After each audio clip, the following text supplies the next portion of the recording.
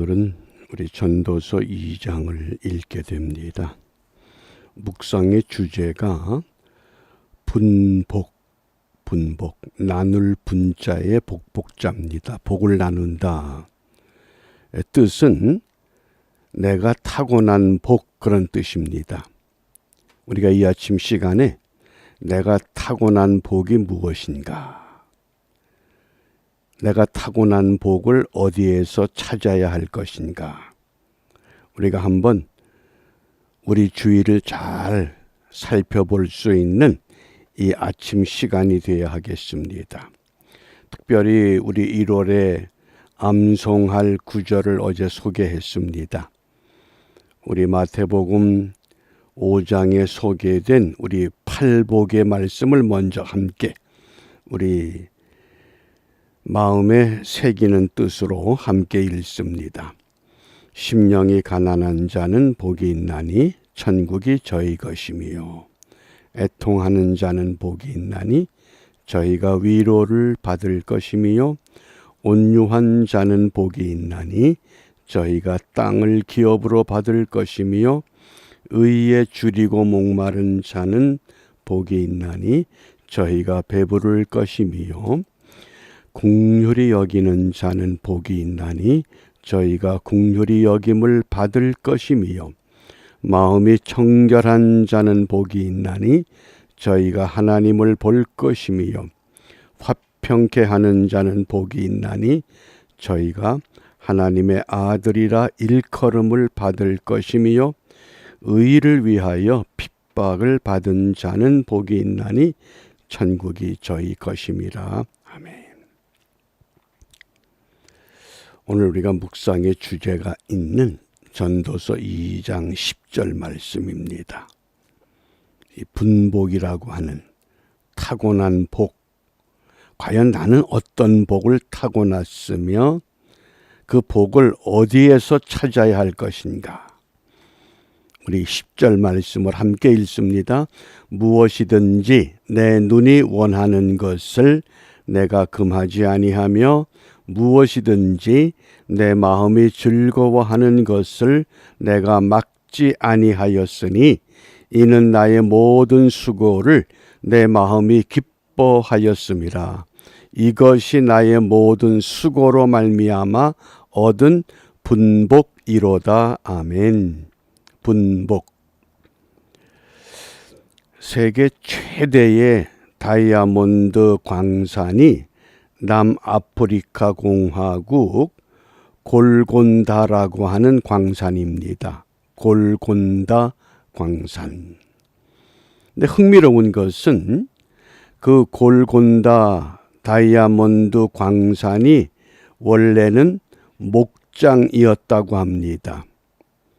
그 목장의 주인이었던 알리 하베트라고 하는 사람이 그 영국 사람들이 남아프리카에 들어와서 다이아몬드 광산을 개발하기 시작하면서 이 알리 하베트가 당시에는 목장을 크게 운영하면서 그래도 넉넉한 삶을 살았는데, 생각지도 않게 외진 골짜기에, 그 후미진 산 골짜기에 그런 땅을 가진 사람들이 광산이 개발되면서 벼락부자가 되는 겁니다. 그러니까 내가 이렇게 목장이나 하고 있다가 저 사람들이 벼락부자가 되는데 도저히 견딜 수가 없어서 그 목장을 팔아치웠답니다. 그 돈을 가지고 다이아몬드가 나올 만한 지형의 땅들을 모조리 사들이기 시작하면서 이제 광산을 개발합니다. 1년이 지나고 2년이 지나고 거의 10년이 지났답니다. 그런데 있는 돈 다 허비하고 가족들은 뿔뿔이 흩어지고 수중에 이제 남은 게 없습니다. 참 처량한 신세가 됐는데, 이제 얼마나 초라합니까? 그래서 이 알리 하베트 씨가 어느 절벽에서 그 자기 신세 한탄하면서 그만 바다에 빠져 투신 자살을 하고 맙니다. 근데 재미난 건 그 10년 전에 알리 하베트 씨로부터 그 목장을 구입했던 러셀이라고 하는 사람, 우연히 그 목장을 거닐다가 그 가축들이 물을 마시는 그 시냇물에 뭐가 반짝반짝 하는 겁니다. 이상하다 그러곤 그 반짝이는 돌을 주워다가 의뢰했더니 그게 다이아몬드 원석이랍니다. 그러니까 그 목장 전체가 다이아몬드 광산이 되고 말았습니다. 그게 유명한 골곤다 광산이라는 겁니다. 무슨 이야기입니까?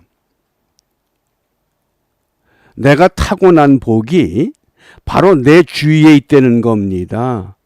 그럼에도 불구하고 사람들은 내 주위를 살피질 못합니다. 좀 더 구체적으로 이야기를 하면 우리 믿음의 사람들은 다 성경책을 가지고 있습니다. 가장 귀한 복이 이 말씀에 다 기록되어져 있습니다. 그런데 그 말씀에서 정말 복을 찾아내고 복을 발견하고 복을 누리는 사람은 얼마나 될까? 어떻습니까? 또 가장 귀한 복이 우리의 가족들이고 내 주위에 있는 가장 가까운 사람이라고 하는 것을 정말 절실하게 깨닫고 그 사람들과 더불어서 하나님의 은혜를 누리고 사는 사람들이 얼마나 될까? 어떤가요? 오늘 우리가 좀 이 분복이라고 하는 것, 과연 하나님은 내게 어떤 복을 주셨는가? 그러기 위해서 이 전도서의 말씀을 1장부터 12장까지 읽다 보면 자주 등장하는 단어가 헛되다, 헤벨이란 단어입니다. 헛되다.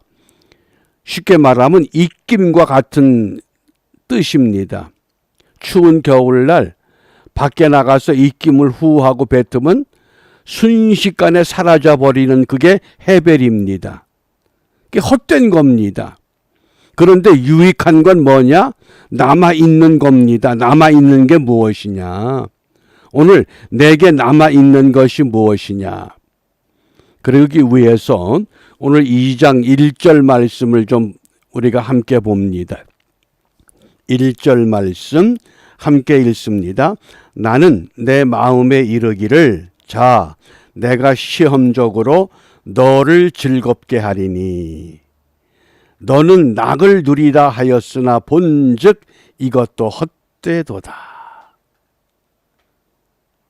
나를 가리켜서 자 너 한번 즐겨봐라. 낙을 누려봐라. 그런데 그것이 헛되다고 하는 겁니다. 여기 낙이라고 하는 이 단어가 토브랜 단어입니다. 이 토브랜 단어가 하나님이 모든 세상 만물을 지으시고 하나님 보시기에 좋았더라. 그게 토브입니다. 그러니까 낙이라고 하는 것은 기준이 내가 기준이 아닙니다. 하나님 기준이 될 때 참다운 기쁨이 있습니다. 하나님 보시기에 좋은 것, 그게 낙입니다. 그래서 그 토브라고 하는 뜻이 좋은, 정직한, 비옥한 그런 뜻입니다. 성경에서 다양한 뜻으로 사용되는데 대표적인 뜻이 세 가지입니다. 좋은, 정직한, 비옥한. 그 다음에 누리라 그랬는데 누린다고 하는 이 단어가 라아라는 단어를 사용합니다. 근데 라라고 하는 이 단어가 본되는 동사입니다. 낙을 누리라, 낙을 본다 그 뜻입니다. 낙을 누린다고 하는 이 라는 무엇을 보느냐? 왕을 보는 것. 특별히 성경에서는 하나님의 얼굴을 보는 것이 누리는 겁니다. 하나님의 얼굴이 뭡니까? 그게 은혜입니다. 하나님의 은혜를 바르게 깨달으면 초막이나 궁궐이나 내 주 예수 모신 곳이 곧 하나님의 나라가 됩니다. 그러므로 옥에 갇혔던 베드로, 옥에 갇혔던 바울과 실라, 그들이 환경에 굴하지 아니하고 그곳에서 하나님을 찬미하고 하나님께 기도할 수 있었습니다. 왜? 낙을 누릴 수 있는 하나님의 사람이었기 때문에.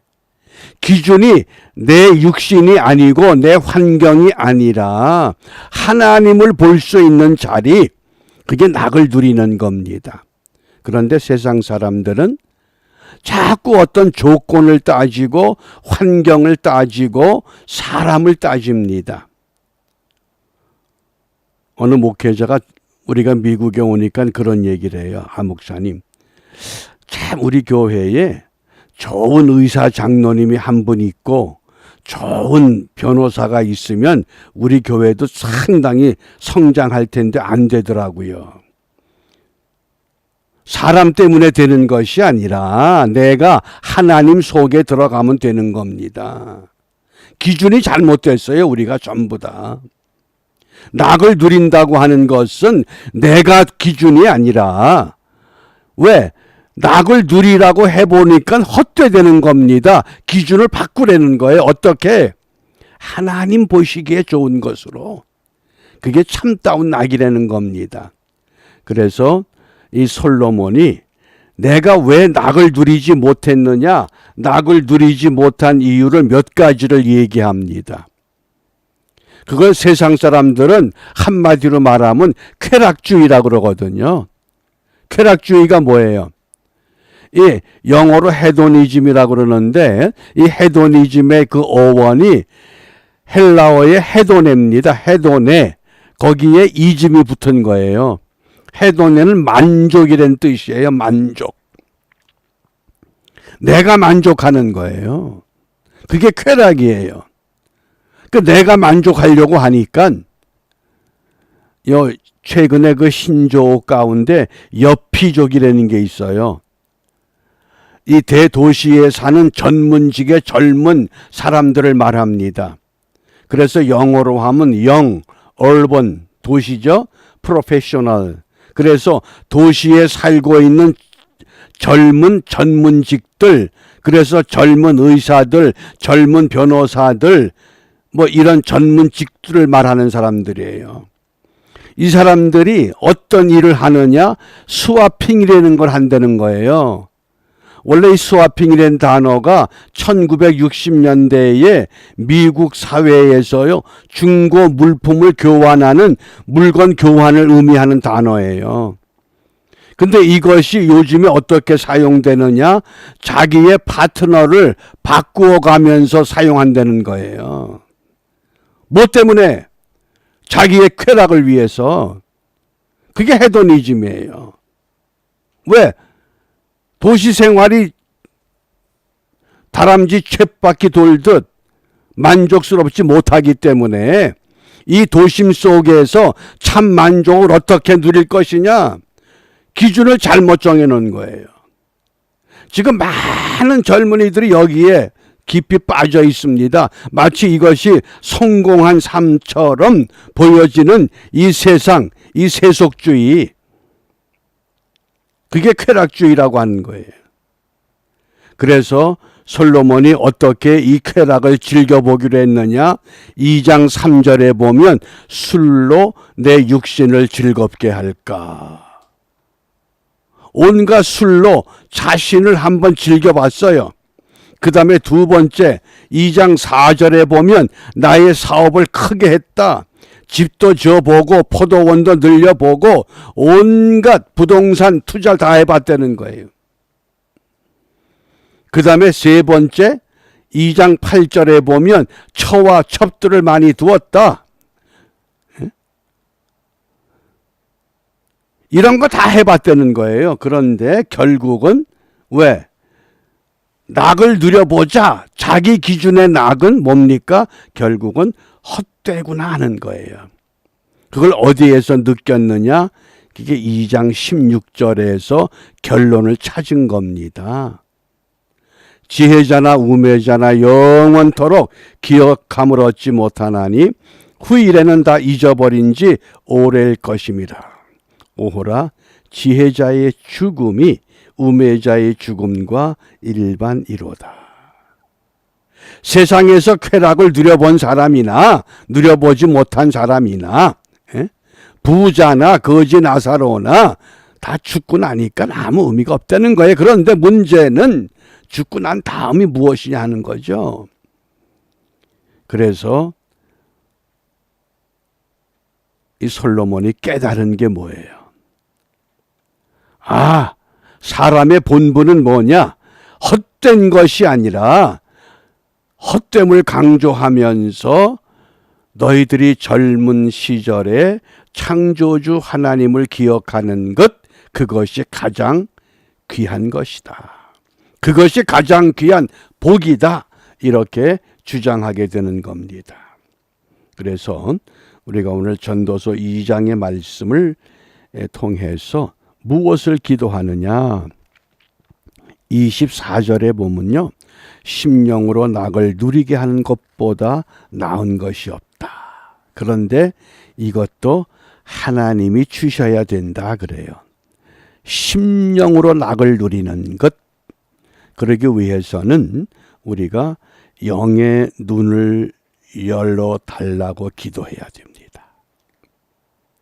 내 영의 눈을 떠서 내게 주어진 이 말씀을 바르게 읽고 내 영의 눈을 떠서 마침 엘리사가 게하시의 눈을 떠서 아람의 군대가 진을 쳤지만은 게하시의 눈을 여는 순간 하나님의 천군 천사가 더 많다고 하는 것, 우리를 지켜주는 하나님의 군대가 더 많다고 하는 것, 이것을 우리가 분명히 볼 수 있습니다. 왜 그 알리하베트가 자기 목장에서 그 즐비한 다이아몬드의 원석을 놔두고 엉뚱한 곳에 가서 10년 동안 방황하다가 결국은 비참한 삶을 마감하고 마는가? 왜 그랬을까요? 눈을 뜨지 못해서 그래요. 이미 나에게 복이 주어져 있는데 우리가 그런 인생을 살까 두렵습니다. 이미 하나님은 나에게 복을 주셨는데 우리가 눈을 열지 못해서, 영의 눈을 뜨지 못해서 그 복을 누리지 못하는 어리석음이 없도록 영의 눈을 열어 주옵소서. 이미 주어진 진리의 말씀을 통해서 하나님이 내게 원하는 것이 무엇인가를 분명히 깨닫고 오늘도 주와 동행하는 일에 승리하시고 성공하는 우리 모두가 되시기를 주님의 이름으로 축복합니다. 기도하겠습니다. 자비로우신 아버지 하나님 감사합니다. 주와 동행 365 16번째 날을 시작합니다. 비옵기는 오늘도 저희들의 영의 눈을 뜨게 하셔서 이미 우리에게 주어진 골곤다 목장과 같은 것 내게 있음을 깨닫게 하시고 이미 주어진 것 안에서 하나님이 원하는 것을 바로 붙잡아 주님이 주시는 기쁨과 참 복을 누리며 살아갈 수 있는 하나님의 백성들이 되도록 인도하여 주시옵소서. 행여 주어져 있는 것을 포기하고 엉뚱한 곳에서 시간을 낭비하고 물질을 낭비하고 건강을 낭비하고 모든 것 탕진하는 어리석음이 없도록 우리의 온 몸과 마음을 다듬어 하나님 편에서 주님이 원하는 기쁨을 함께 찾는 우리 모두가 될 수 있도록 인도하여 주시고 이러한 은혜에 온전히 하나 되어 주님이 기뻐하는 사람, 주님이 기뻐하는 교회, 주님이 기뻐하는 이 세상을 다듬어 가는 일에 힘을 모아 한뜻 되게 하여 주시옵소서. 예수님 이름으로 기도합니다. 아멘.